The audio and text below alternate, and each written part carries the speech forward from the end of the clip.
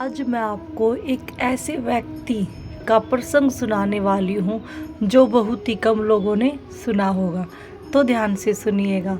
हरे कृष्ण दोस्तों, राधे राधे दोस्तों। युगल किशोरी बिरला, जो कि टाटा और बिरला सब लोगों ने सुने होंगे ये नाम कि बिरला कंपनी, टाटा कंपनी। तो युगल किशोरी बिरला बिरला कंपनी के मालिक थे, जिनका वैकुंठ धाम हो चुका है। युगल किशोरी बिरला बाके बिहारी जी के, श्री कृष्ण जी के अनन्य भक्त थे। बाके बिहारी जी से अनन्य प्रेम था। सिर्फ एक ही नाम जपते रहते थे, कृष्ण कृष्ण कृष्ण कृष्ण कृष्ण कृष्ण। इतना प्रेम शायद ही कहीं देखने को मिलता है। तो एक बार होता यूं है कि युगल किशोरी बिरला की पसली टूट जाती है। पसली टूट जाती है और कुल्ले में से एक हड्डी टूट जाती है, जिससे वो खड़ा नहीं हो पाते थे। तो डॉक्टर ने घर पर विश्राम करने के लिए बोल रखा था। अब युगल किशोरी बिरला का घर पर ही इलाज चलता था। तो युगल किशोरी बिरला बहुत ही ज़्यादा तंग हो गए थे, बिस्तर पर पड़े पड़े। तो एक दिन श्री कृष्ण को याद करते हैं और कहते हैं कि हे ईश्वर, या तो मुझे इस दर्द से मुक्ति दे दे या फिर मुझे इस शरीर से मुक्ति दे दे। एक काम तो ज़रूर कर दीजिए, अब मैं ये दर्द और बर्दाश्त नहीं कर सकता। तो कहते हैं उस रात जब युगल किशोरी जी को कुछ नींद आई, पूरी नींद नहीं आई थी, अर्ध नींद में थे, तो उनको महसूस हुआ जैसे 8-9 साल का लड़का उनके सामने सांवले रंग का, घुंघराले बालों वाला और मोटे मोटे नैनों वाला, हाथ में बांसुरी लिए हुए, जैसे युगल किशोरी जी के पास आता है और अपनी बांसुरी को युगल किशोरी के जहाँ कहीं भी दर्द था शरीर पर फेरता और कहता है, युगल अब कैसा लग रहा है। तो युगल किशोरी जी ने बताया कि मैंने कहा मुझे अच्छा लग रहा है। तो श्री कृष्ण ने कहा कि चिंता मत कर, तेरा दर्द ठीक हो जाएगा।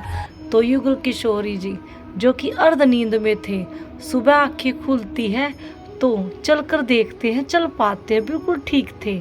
जब बिल्कुल ठीक हुआ पाया अपने शरीर को, तो याद आया कि पता नहीं वो सौपन था कि वो हकीकत थी, लेकिन श्री कृष्ण आए जरूर थे, जिन्होंने मुझे ठीक किया। अब ठीक होने के बाद युगल किशोरी जी सीधा मथुरा वृंदावन जाते हैं। जो लोग मथुरा वृंदावन जाते हैं उनको पता है, मथुरा में गीता मंदिर है, वहाँ पर एकादशी को गीता का पाठ होता है। तो युगल किशोरी बिरला जी को पता था कि वो मंदिर सुबह 12 बजे बंद हो जाता है। तो युगल किशोरी जी चलते हैं, जाते हैं, और यही विचार मन में रहता है कि कभी मैं जाऊं और मैं लेट हो जाऊं, कभी मंदिर के द्वार पट बंद ना मिले मुझे। ऐसे सोचते सोचते जाते हैं, और जब गाड़ी मंदिर के सामने होती है तो युगल किशोरी बिरला क्या देखते हैं, मंदिर का दरवाज़ा तो खुला हुआ है। और नीचे उतरते हैं, अपने जूतों को उतारते हैं और हाथों को धो लेते हैं। जब मंदिर की ओर आते, दरवाजे की ओर आते, तो क्या देखते, दरवाज़ा बंद है। लेकिन युगल किशोरी बिरला ने पंडित जी को आवाज़ लगाई और कहा, अरे पंडित जी, अभी तो दरवाज़ा खुला हुआ था, मैंने जूते निकाले, हाथ धोए, इतने में आपने दरवाज़ा बंद कर दिया है। तो पंडित जी ने कहा, नहीं, दरवाज़ा तो 12 बजे से बंद है और अब तो 1:15 का टाइम हो गया है, ऐसा कैसे हो सकता है। तो युगल किशोरी बिरला ने कहा, नहीं, मैं सच बोल रहा हूँ, अभी मैंने दरवाजे को देखा था, दरवाज़ा खुला हुआ था। तो पंडित जी ने कहा, यह दरवाज़ा 12 बजे मैंने अपने हाथों से बंद किया था, तो खुल कैसे सकता है। तो अब युगल किशोरी बिरला वहाँ से आ जाते हैं और सोचते हैं कि मेरे ठाकुर जी ने मुझे दर्शन दिए। उनको पता था कि मैं उनके दर्शनों के लिए आ रहा हूँ। युगल किशोरी बिरला ने जब दरवाज़ा खुला देखा था तो सामने ठाकुर जी भी साक्षात दिखाई दे रहे थे। अब युगल किशोरी बिरला वहाँ से आ जाते हैं और ऐसे ही युगल किशोरी बिरला एक बार अयोध्या घूमने के लिए गए हुए थे। युगल किशोरी बिरला को मंदिरों में जाने का बहुत शौक था। जहाँ कहीं भी मंदिरों का पता लगता वहीं दर्शनों के लिए अवश्य जाते थे। तो होते तो अयोध्या में हैं, लेकिन उनके कानों में एक ही आवाज़ आ रही थी कि युगल, उस पंडित को बोलना गीता मंदिर में आज गीता का पाठ हो रहा है और वहाँ पे पंजीरी जो है वो कम बनी हुई है, प्रसाद कम बना हुआ है। जब भी गीता के मंदिर में पाठ होते हैं तो वहाँ पंजीरी का प्रसाद दिया जाता है। तो युगल किशोरी बिरला को साक्षात ये आवाज़ आ रही थी। युगल किशोरी के पास कोई भी नहीं था जो वो ये समझ ले कि कोई और बोल रहा है, और कोई नहीं था।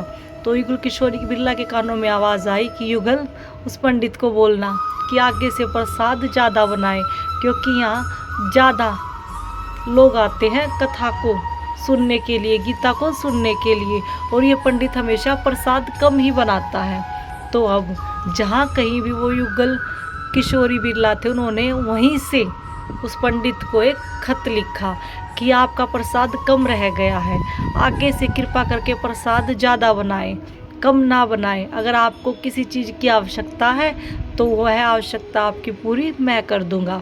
तो फिर युगल किशोरी बिरला जब कुछ दिनों के बाद मथुरा जाते हैं तो पंडित जी ने पूछा कि सेठ, आपको कैसे पता लगा था कि उस दिन मंदिर में प्रसाद कम था? तो युगल किशोरी बिरला ने कहा, बस मुझे पता लग गया था। तो पंडित जी ने हट किया, नहीं बताना पड़ेगा, आपको कैसे पता लगा था कि यहाँ प्रसाद कम था?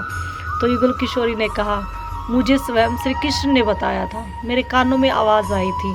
लेकिन तुम एक वादा करना कि जब तक मैं जीऊँ तुम यह बात किसी को नहीं बताओगे।